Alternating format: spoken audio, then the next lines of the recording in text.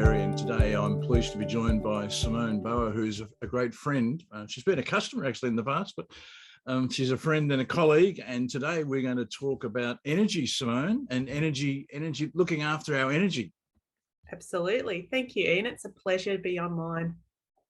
We've had a number of conversations in various groups and things over the years, but I think it's the first time we've done a one-on-one. But I'm looking forward to this. Yeah, me too. I think energy is a wonderful thing. I often say to people when I'm talking about, what's wise in leadership, and I find that leaders who are wise, they're either holding or helping to hold energy. They're increasing energy when it's appropriate, or they're regaining energy when it's been lost. So one of those three. But I guess we should start with what's energy. probably the place to start. Yeah, interesting, because when I think about energy, I think about how you feel when you get up and out of bed. Do you feel, and it really, for me, energy is around a feeling. So do you feel alive, invigorated, ready to start the day, looking forward to the day? Or can you barely get out of bed and you just don't have the energy to even look at the day or face the day? And so for me, energy is really tightly, closely related to feeling. And then when you think about feeling, it's that emotion that comes from that feeling as well. So therefore, when you look at energy, for me, it's around being able to tackle tasks, being able to interact with people, and having that almost that, and we've got beautiful words and language is around that gusto for life. Yeah, I like the idea that it's a feeling. I think also it's a rhythm. It's a vibration. If you look at the physics of it, yeah. And of course we're all vibrating, as it were, on a different level. Yep. Because we've got our own rhythm. Because after all, we're unique, one of a kind human beings, and so our rhythm is unique. I must say that when I wake in the morning, I always feel like I'm looking forward to the day. Not necessarily does that mean that everything's in working order. So I think energy is even if we're not feeling well physically, we can still have an energy about us. And as you know, I've had a personal experience of that recently where, excuse me, I haven't been well physically, but I haven't lost my energy. No. And so it's not necessarily a correlation of, being physically well doesn't mean that you haven't got this feeling of being energetic. Now, of course, ideally, the two are connected. I find it interesting, and I guess you've had this happen too. And these days, it's a little difficult because a lot of our meetings, particularly you and I, in the coaching space and mentoring space and working with our clients, it's all online. It's more difficult, I think, and I'm interested to explore this with you. It's more difficult to detect energy online than it is in person. What do you think? Well, it's really interesting because in a live room that's not online, we can talk about energy transference, and you can see when people enter a room, whether they light up a room or whether there's storm clouds that gather in a room. So true. Yeah. And so when I look at the face-to-face and being physically in the room with someone, there's this energy transference. And it's either, as you said, as you intonated before, from a leadership perspective, people giving energy or people receiving energy givers and energy depleters as such.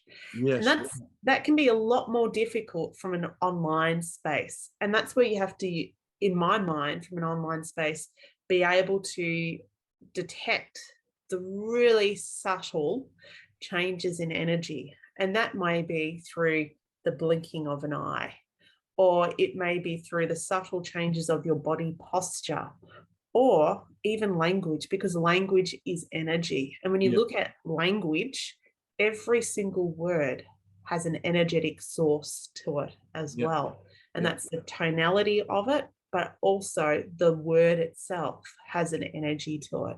Yes, yes. This is one of the reasons why I like to work with no more than about 16 people at any given time as a maximum number, because I can see everyone and therefore detect whether the energy is at a good level, at maybe at a lower level, or maybe it needs to go up a bit.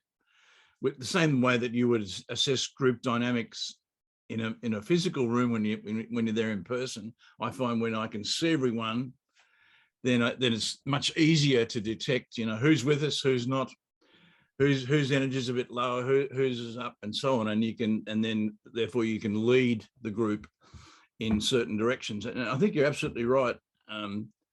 Language, isn't it? It's the key, because if language is enlightening the conversation, then the conversation can be invigorating for folks. If language is not enlightening the conversation or giving the conversation energy, then quickly everyone's actual energy goes down, doesn't it? Absolutely. Yeah. Yeah. So look, I like you, I think I'm very open to working in person, but because of the situation with COVID, as we speak, we're speaking here on the 13th of January 2022. So it's an interesting time where you and I are in Australia right now, with COVID being rife.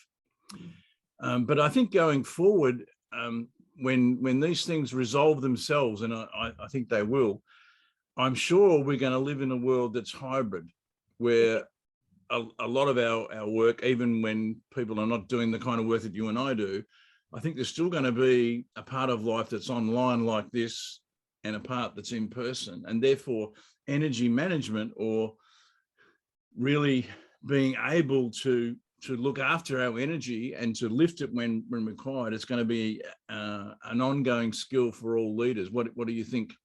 I couldn't agree more. And if you think about from a leadership perspective, the first skill to develop is that awareness.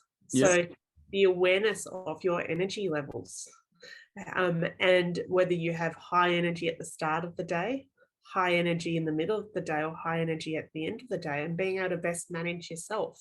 But then also awareness of your energy levels as you work through your day, be it through meetings, be it through interactions, be it through tasks. Yeah. And giving yourself that awareness of understanding how your energy is increasing or decreasing throughout the day, and what the things that you can do in order to be able to keep that energy up, or if at times when you require less energy, to bring that energy down. Yeah, and let's explore some of those things. I mean, I think, I've really, my work of recent times has moved much into the self-leadership space. I'm still working with people who are leading for other people or leading for leaders, but my clients in the main tend to be, there's a self-leadership focus. Yep. And self-awareness obviously is the number one skill of leadership, whether that's just for yourself or for other people anyway.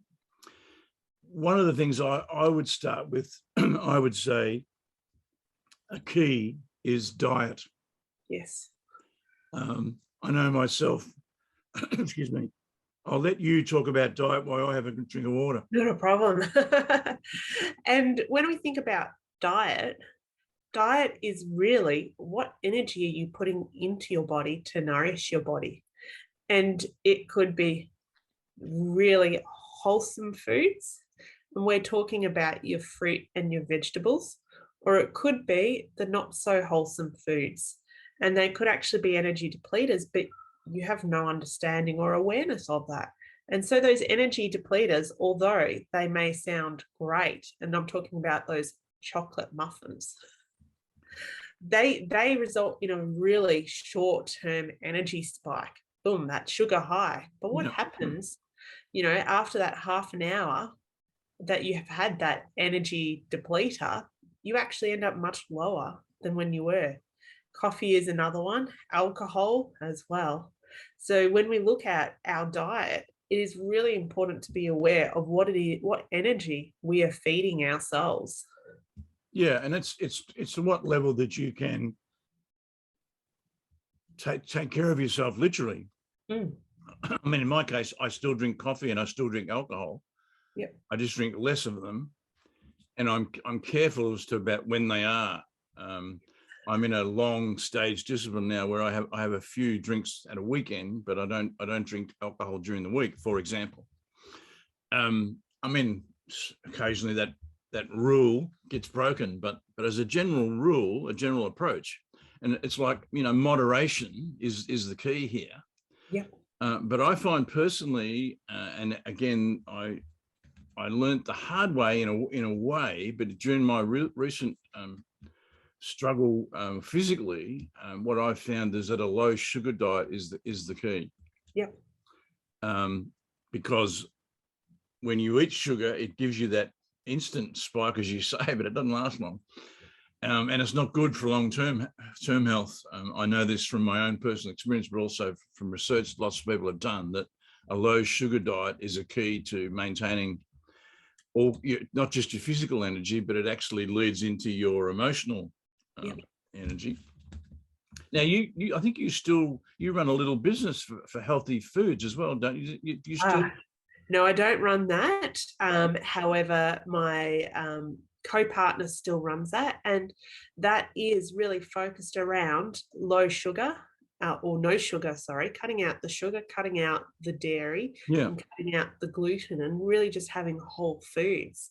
And the change that has brought my business partner, and she has been diagnosed with multiple sclerosis. Right. The energy that she has gotten from changing her diet, and she was in basically relapsing, remitting multiple sclerosis episodes, which was as a result of a whole range of factors. But by simply changing her diet, she had stopped the 20 or more episodes of the relapse, and she hasn't had a single relapse now in 4 years based on diet. There you go. Now, obviously, we're not medical practitioners or experts in this field, but the point is that diet is valuable. Like, it's interesting how I discovered, and I didn't know this before, but actually a certain amount of dairy for me personally is good for my health. And I didn't know that until they did several tests. So what we're saying is diet is a key to energy management, but check the experts. We're not experts. Absolutely. But we know from experience that it is true that your diet is a key to energy. Yeah. I guess exercise probably follows hard on the heels of diet. What do you think?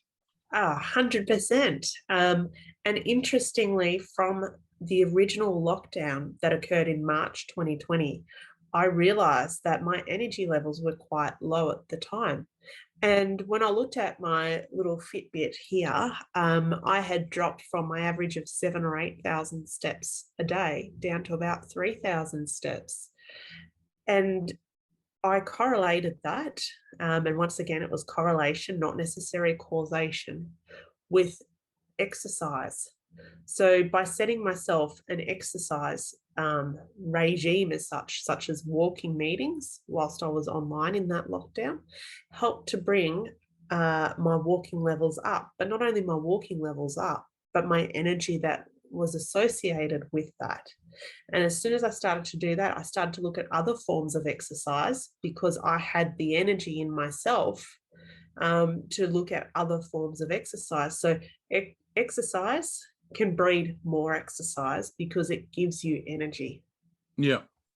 And so I guess these are the obvious things, maybe not obvious to everyone, but obvious to most, I'm sure, that if you eat well for you and you do regular exercise, then you've got a level of well-being that's going to be valuable to your energy.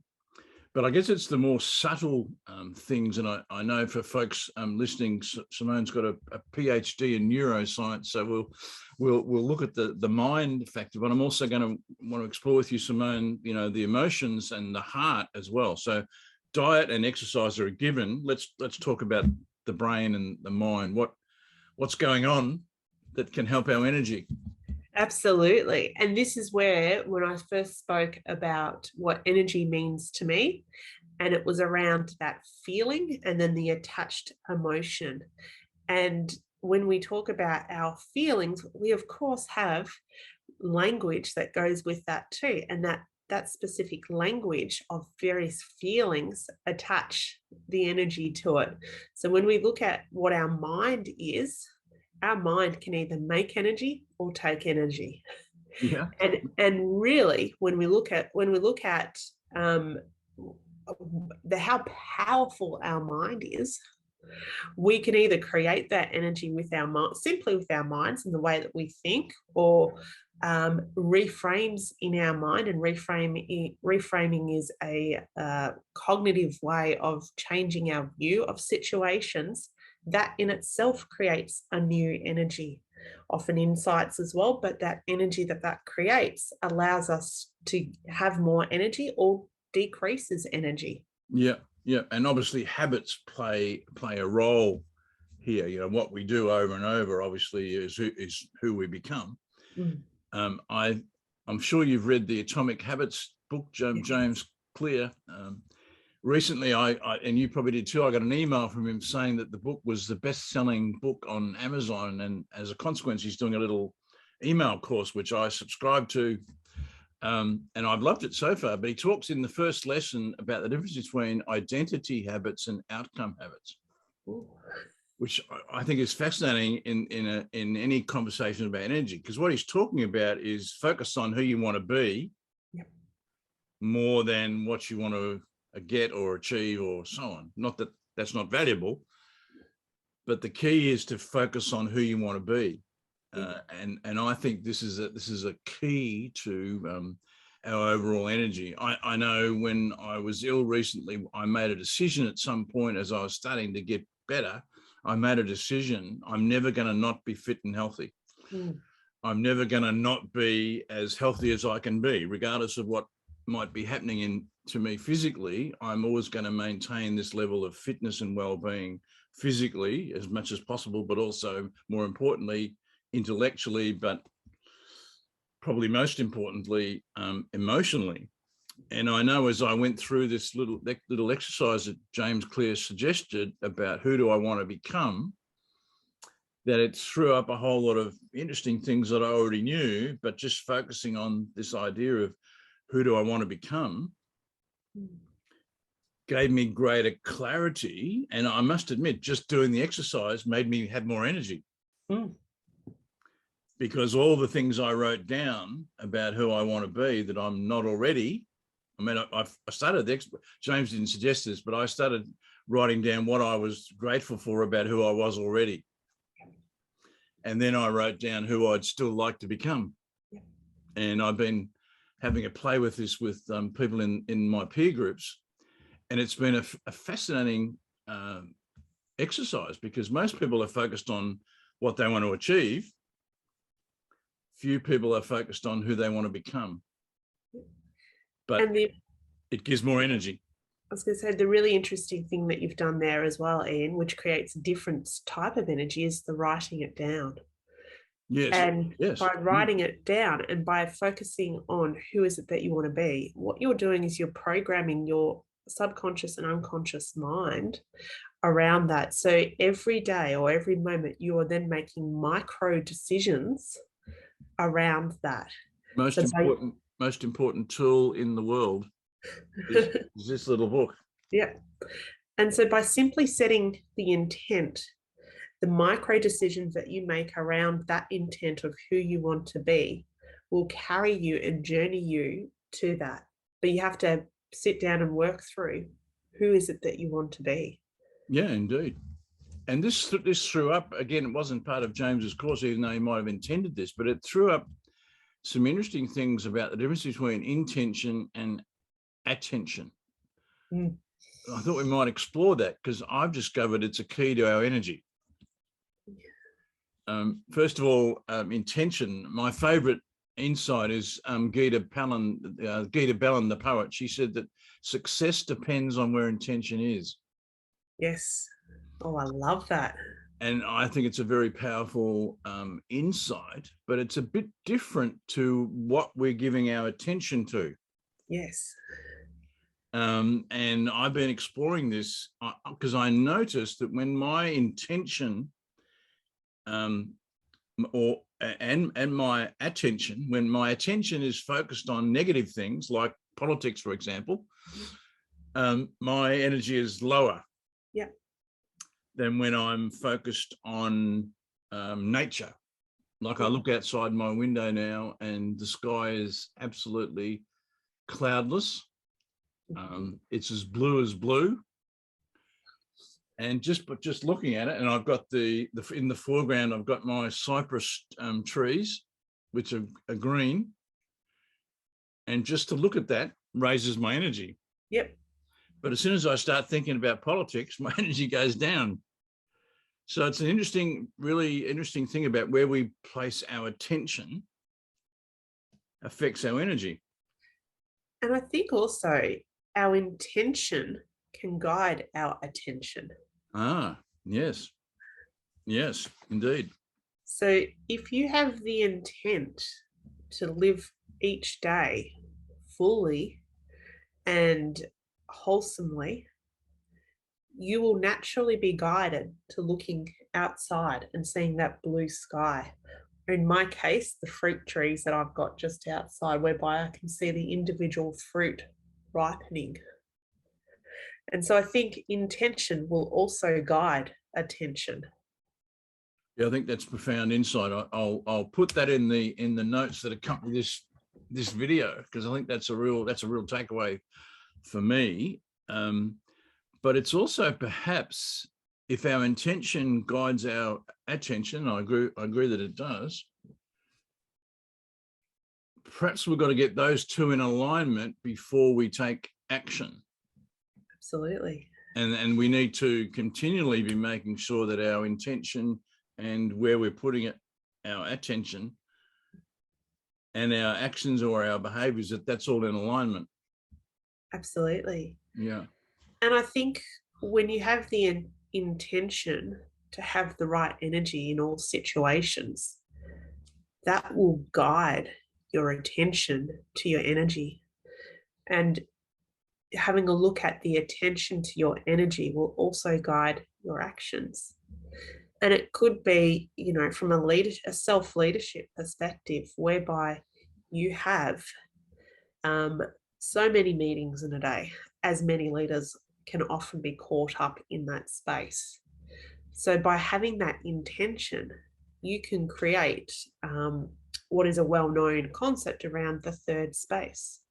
And so by creating a third space between meetings and having that intention to do that, and having the attention to do that, that third space of literally 1 minute or 5 minutes, be that you get up and walk around to create that energy, will set you up so differently for your next interaction or next relationship or next meeting as well. Incredible how you talk to some people. They talk about, I've got back-to-back meetings, although it's a badge of honor.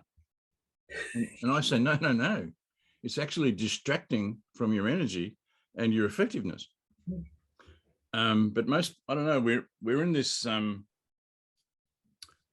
we're in this age where there seems to be a focus on attendance more than participation. Absolutely. You've got to attend a certain amount of meetings in some workplaces to prove that you're productive.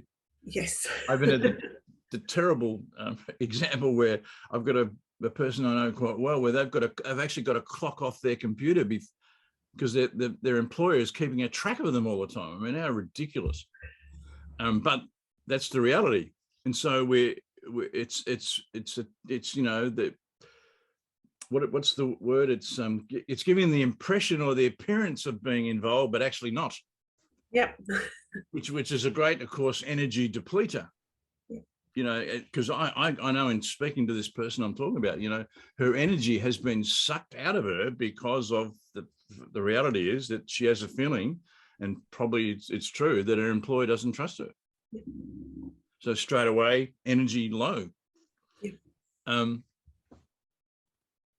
it's got me on this path, Simone, about if our intention guides our attention, what guides our intention?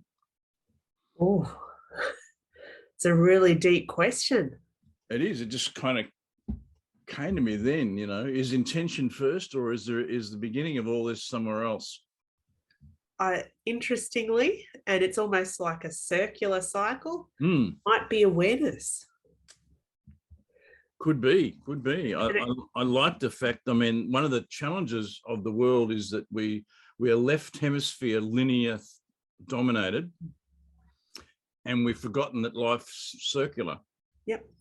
I know there's a lot of good folk talking about the circular economy, and there are some good things happening, but a lot of the dominance in the world at the moment is left hemisphere, mechanistic, logical, so-called logical, when it isn't very logical. Yeah. And so, awareness or consciousness. Yep, absolutely. Same thing. That's what leads to intention, which leads to what we're paying attention to, which leads to action, that probably leads to some kind of reflection. Yep. That in the circle would be elevating or increasing our awareness. And if you think about it, and we'll go into a little bit of that space now, the power of our subconscious. So at any point in time, our awareness or our consciousness records 40 to 50 bits of information. Our subconscious, that we don't ever really think about unless it's by exception, processes at any point in time 11 million bits of information. Yes, something like 95% of what I look out the window, but I'm taking in maybe 5% consciously of what's there. Absolutely. But the subconscious saw it all. Yes. And so by exception, our subconscious will bring things to our consciousness. And it could be that alarm that is occurring in the background, that we were not aware of that static noise until it became an alarm. And so part of that is around the awareness. So how do you tap into more of your subconscious and unconscious self to bring that awareness of what is it trying to tell us? I was just watching a podcast just before we came online, Simone, with the psychiatrist Ian McGilchrist, who's a bit of a guru in the left hemisphere, right hemisphere kind of space. I'd not come across him before, but he said something interesting, that the unconscious is not just our mind, but our whole body. It is, absolutely. And I hadn't kind of heard it explained that way, but it's not just the brain, it's all of us. We have and the reason for that is that we have millions of neurons running throughout our body, and those are our nerve cells, from the very tips of our fingers through to the deep neuronal cells within our stomach that is processing our food as we eat.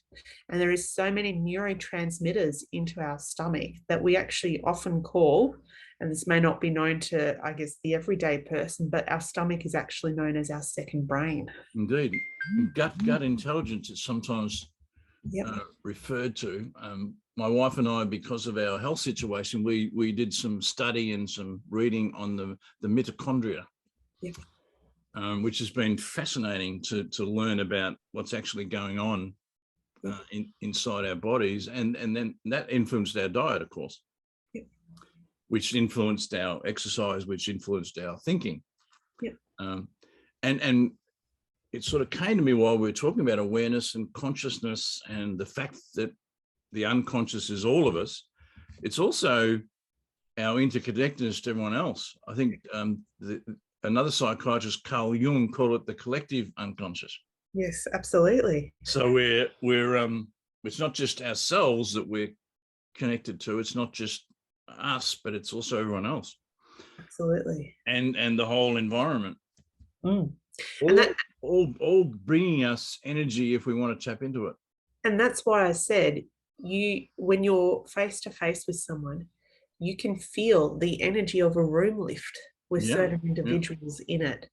Their presence, the way that they speak, the language, how they're holding themselves, you can feel that energy rise. Just as when other people in the room, you can feel that energy being sucked out of the room. And I'm sure we can all identify Yes. people on either end of the scale as well. And this is all that collective unconsciousness. I've done a little experiment, Simone, on the daily walks that I undertake, which primarily are through my neighbourhood. Carol and I are very fortunate. We walk out the front door and we go 2 houses down and we're into a nature reserve. And then we walk 50 metres or so and turn left and we're in this magical garden, as it were, that's actually between the backyards of our neighbours. And a lot of our neighbours, what they do is they make sure that the lawn part of it is always mowed and it's just a magical place to walk. So that's our daily walk.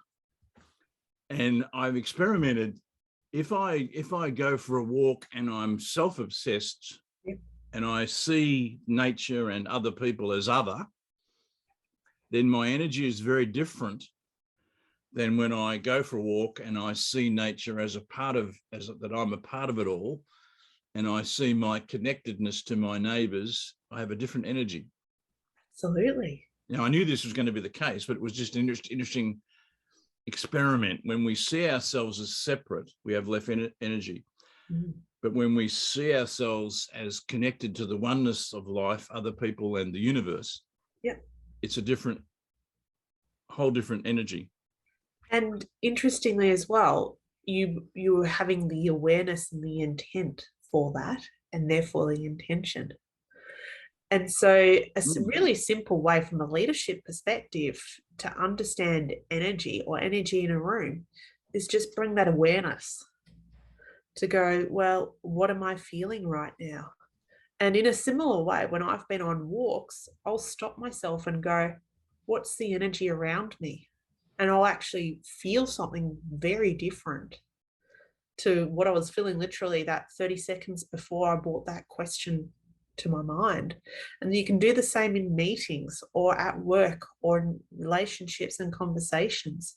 What's the energy that I'm feeling? And you can easily go, okay, this conversation is going downhill. I'm feeling pretty depleted from this. How can I bring this conversation? What can I do to bring the energy back into this conversation? Or how can I reframe this into a new conversation? Yes, I've started doing that in online gatherings. I've started having a check-in more regularly than I would in person, to just check where we're at. Let's have a check-in, folks. Is our energy high, or is it low, or is it about right? Where are we at? What could we do to maybe lift the energy or change the focus? Whatever. Is it just a useful conversation within the conversation? Absolutely, definitely. And that's a really simple way to just bring awareness. Yep. So anything else, Simone, that we haven't covered that's important for taking care of our energy? Whew. It's a really open question there, Ian. Yeah, I know, but I thought, because we didn't want to make this too long a video, just enough to get people thinking about what's your awareness around energy, taking the time to really check in on your awareness, moving that awareness to an intention, letting that to help you focus your attention on what you're going to actually focus on. Let that influence your actions and your behavior. Take time to reflect and then continue the cycle. I think the final thing that I'd like to talk about is the process of clearing and how that can give you energy. Yeah. And that is a bit around that awareness and intent. But our conscious minds only has a set amount of capacity to focus and put attention and intention to. So through the process of clearing can actually give you energy as well. And when I talk about clearing, it is all forms of clearing. That is from the physical space, clearing of your physical space, through to the time space. And as you said, Ian, leaders can often, or managers can often wear as a badge of honor that they're in back-to-back meetings all day and every day. So that's that time space, but then there's that mental space as well. And so the process of being able to clear can actually give you energy. And what that allows you to do is by clearing that space, the various different spaces, you start to free up what you're looking at having attention to from your conscious mind. And it's also a way to bring your subconscious and give you some really fantastic insights and energy. I think it opens the door to greater possibility. I know recently I've done an exercise that I didn't think was going to take me very long, but it's turned into weeks of decluttering my shed. The amount of trips I took to the rubbish tip and the amount of stuff that we had that we didn't actually need that we've given away, it was incredible, really. But now I've got a space that I feel a greater energy in. Now I extended that work to my office. And again, I discovered all this stuff I didn't actually need that in a way was depleting my energy. So when I restructured it, got rid of stuff, gave some stuff away, my energy level was higher. Yeah. So it's a great process. And of course, it's much more difficult to declutter the mind and the heart, but same thing really with, I recently, I'm after losing weight because of my situation, I'm now back to what my doctors think is my ideal weight. And interestingly, the difference between how I felt energetically when I was underweight was a similar feeling to what I had a few months ago when I was a bit overweight. So in both cases, less energy. Yep. So there's a cluttering that can occur physically as well. If we're carrying too much weight, we're actually cluttered. Absolutely. And we're stopping ourselves from having our greatest level of energy. Yeah. So fascinating. So we'll add that. I guess that's part of it's after we do a bit of a reflection, it's time to do a clear out. Absolutely. Which increases our energy. Yes. Well, this has been fabulous, Simone. I'm energized. So am I. Anything else before we go? Oh, I think I've spoken my bit. So I do thank you, Ian, so much for the invitation to come and speak today around energy and energy management. Wonderful. Wonderful. Thanks, Simone. We'll do this again sometime soon. Thanks, Ian.